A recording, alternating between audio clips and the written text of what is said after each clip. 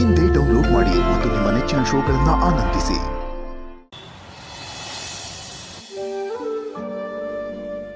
ದೇವ್ರೆ, ಈ ಆಪರೇಷನ್ ಯಶಸ್ವಿಯಾಗಿ ನನ್ ಮಗ ಪ್ರಾಣಾಪಾಯದಿಂದ ಪಾರಾಗ್ಲಿ ಅಂತ ಆಶೀರ್ವಾದ ಮಾಡು ತಂದೆ.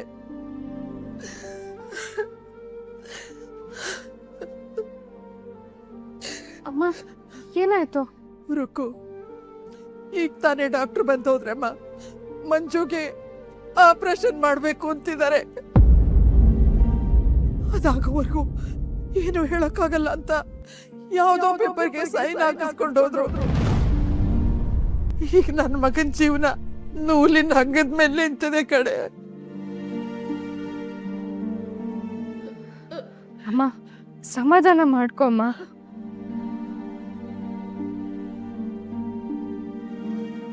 ಭವ್ಯ ಅಕ್ಕ, ನಾವೇ ಧೈರ್ಯ ಕಳ್ಕೊಂಡ್ರೆ ಅಣ್ಣನ್ ಕಾಪಾಡೋದು ಯಾರು ಹೇಳಿ?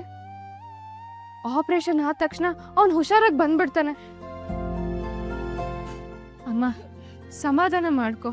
ನೋಡು, ಇವಾಗ ಮೆಡಿಸಿನ್ಸ್ ತುಂಬಾ ಮುಂದುವರೆದಿದೆ. ನಾನು ಇವಾಗ್ಲೇ ಹೋಗಿ ಚೀಫ್ ಡಾಕ್ಟರ್ ಹತ್ರ ಮಾತಾಡ್ಕೊಂಡು ಬರ್ತೀನಿ. ಅಲ್ಲಿವರೆಗೂ ನೀನ್ ದೇವ್ರ ಮೇಲೆ ಭಾರ ಹಾಕಿ ಇಲ್ಲೇ ಇರು, ಆಯ್ತಾ? ಏನೂ ಆಗಲ್ಲ ಅಣ್ಣಂಗೆ.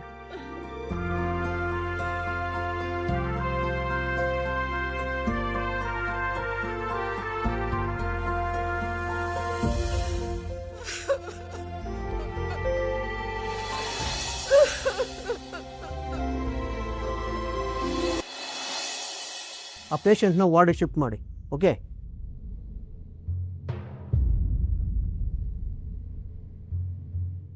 ನೋಡಿಮ್ಮ, ಮಂಜೂರನ್ನ ಉಳಿಸ್ಕೊಳ್ಳೋದಕ್ಕೆ ತುಂಬ ಹರಸಾಹಸ ಪಟ್ಟಿದ್ದೀವಿ. ಅವ್ರ ತಲೆಗೆ ಬಿದ್ದಿದ್ದಂತಹ ಪೆಟ್ಟು ತುಂಬಾ ಡೀಪ್ ಆಗಿತ್ತು. ಇವತ್ತು ಮಂಜು ಏನಾದರೂ ಬದುಕಿದ್ದಾರೆ ಅಂದರೆ ಅದನ್ನ ಮಿರಾಕಲ್ ಅಂತಲೇ ಹೇಳ್ಬೋದು.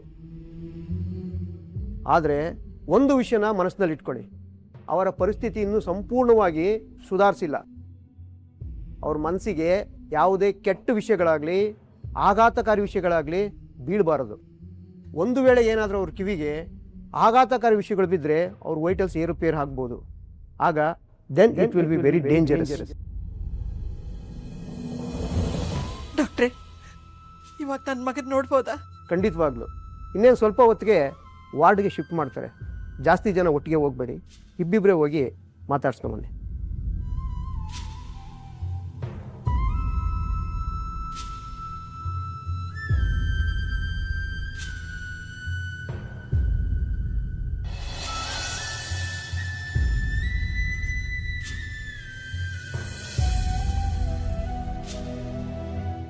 ಹೇಗಿದೆಯೋ ಕಂದ? ಹುಷಾರಾಗಿದೆಯಾ ಅಲ್ವಾ? ದೇವ್ರ ದೊಡ್ಡವನು ಕಣೋ, ನಿನ್ನ ಉಳಿಸ್ಕೊಟ್ಬಿಟ್ಟ ನಮಗೆ.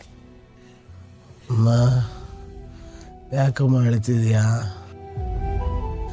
ಯಮನ್ ಬಾಗ್ಲು ತಟ್ಟು ಬಂದೆ ಅಂತನಾ? ಯಾಕೋ ಹಾಗೆಲ್ಲ ಮಾತಾಡ್ತೀಯ? ಬಿಡ್ತು ಅನ್ನೋ. ನಾನು ಹೋಗ್ಬಿಡ್ತೀನಿ ಅನ್ಕೊಂಡಿದ್ದೆ ಅಮ್ಮ. ನೀವೆಲ್ಲ ಮಾಡಿರೋ ಪುಣ್ಯದಿಂದ ನಾನು ಬದುಕಿದ್ದೀನಿ. ನನ್ನ ತಂಗಿರಿಗೋಸ್ಕರ ನನಗೆ ಪುನರ್ಜನ್ಮ ಸಿಕ್ಕಿದೆ ಅಮ್ಮ.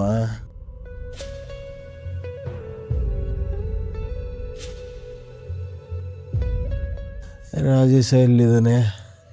ಹುಷಾರಾಗಿದ್ದಾನ?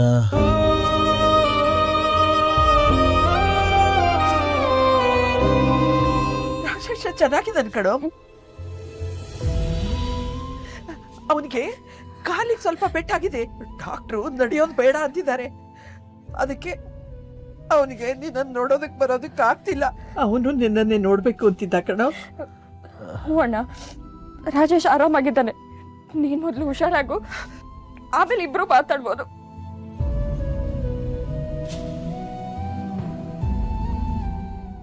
ನೀ ಯಾಕಪ್ಪ ಇಷ್ಟೊಂದು ಹೇಳ್ತಿದ್ಯಾ? ಮದುವೆ ಆಗ್ತಾರ ಮದುಮಗಳು ನೀನು, ಖುಷಿಯಾಗಿರ್ಬೇಕು. ನೋಡತ್ತು ಮುಖ ಎಲ್ಲ ಹೆಂಗ್ ಬಾಡೋಗಿದೆ.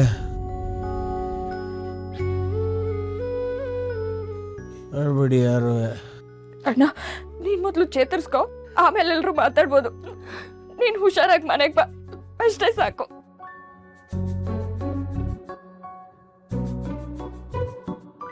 ಪೇಷಂಟ್ಗೆ ತೊಂದರೆ ಆಗುತ್ತೆ, ಹೊರಡಿ. ಹೊರಗಡೆ ಇರ್ತೀವಿ ಕಂದ. ರುಕೋ,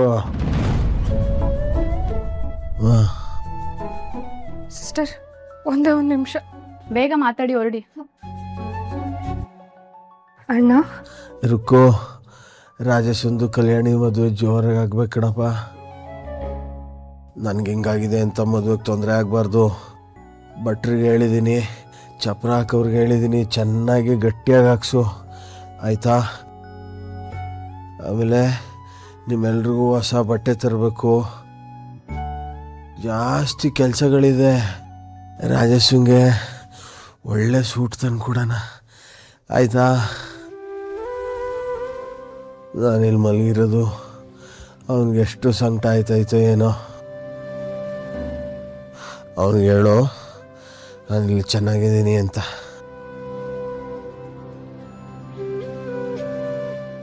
ಅಣ್ಣ ನೋಡು, ನೀನೇನು ಯೋಚನೆ ಮಾಡಬೇಡ. ಅಕ್ಕನ ಮದುವೆಗೆ ಏನೆಲ್ಲ ಅರೇಂಜ್ಮೆಂಟ್ಸ್ ಮಾಡಬೇಕು ಅದನ್ನೆಲ್ಲ ನಾನೇ ಮುಂದೆ ನಿಂತು ಮಾಡ್ತೀನಿ. ನೀನು ಬೇಗ ಹುಷಾರಾಗಿ ಬಾ. ಆಮೇಲೆ ನೀನೇ ಅಕ್ಕನ ಕೈ ಹಿಡಿದು ಹಸೆ ಮನೆ ಮೇಲೆ ಕೂರಿಸ್ಬೇಕು, ಸರಿನಾ? ಊನಮ್ಮ, ನಾನೇ ನನ್ನ ತಂಗಿ ಮದುವೆ ಮಾಡಿಸೋದು. ನನ್ನ ತಂಗಿಯ ಮದುವೆ ಜೋರು ಜೋರು ಜೋರು, ಬಲು ಜೋರು ಜೋರು ಜೋರು, ಬಲು ಜೋರು ಜೋರು ಜೋರು. ಮೇಡಮ್ ತುಂಬ ಹೊತ್ತಾಯಿತು, ಹೊರಡಿ ಮೇಡಮ್. ಸರಿ ಅಣ್ಣ, ನಿನ್ಗೇನು ಆಗಲ್ಲ. ನೀನು ಬೇಗ ಹುಷಾರಾಗ್ಬಿಡ್ತೀಯ ಆಯಿತಾ? ಜಾಸ್ತಿ ಯೋಚನೆ ಮಾಡಬೇಡ. ಅಳಬೇಡ ನೀನು.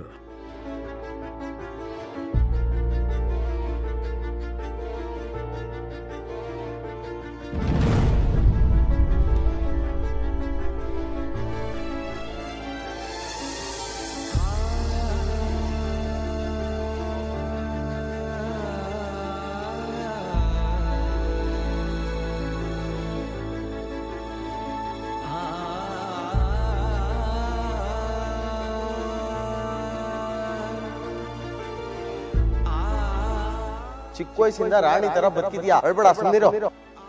ಅಣ್ಣ, ಅಕ್ಕನ ಮದ್ವೆಗೆ ತಾಳಿ ಮಾಡಿಸ್ಬೇಕಿತ್ತಲ್ಲ, ಅದ್ರ ಜವಾಬ್ದಾರಿ ನಂದೆ. ಬರೀ ಮೆಹಂದಿ ಬಿಡೋದಲ್ಲ ಇವಳಿಗೆ, ನೋಡ್ತಾ ಇರಿ ಇವಳ ಮದ್ವೆಗೆ ರಾಣಿ ರಾಣಿ ತರ ರೆಡಿ ಮಾಡ್ತೀನಿ. ನನಗೆ ಒಬ್ಳೆ ತಾಯಿ ಅಲ್ಲ, ತಾಯಿ ಗುಣ ತುಂಬಿರೋ ನನ್ನ ಈ 3 ಜನ ತಂಗಿಯಂದಿರು ನನ್ನ ತಾಯಿ ಸಮಾನ ಕಂಡ್ರಮ್ಮ. ಲೋಕದ ನಿಯಮ ಅಣ್ಣ ತಂಗಿರಿಗೆ ಅನ್ವಯಿಸಲ್ಲ. ಬೇರು ಮಣ್ಣನ್ನ ಬಿಟ್ಟಿರ್ಬೋದು, ಆದ್ರೆ ಮಣ್ಣು ಯಾವತ್ತೂ ಬೇರನ್ನ ಬಿಟ್ಟಿರಲ್ಲ.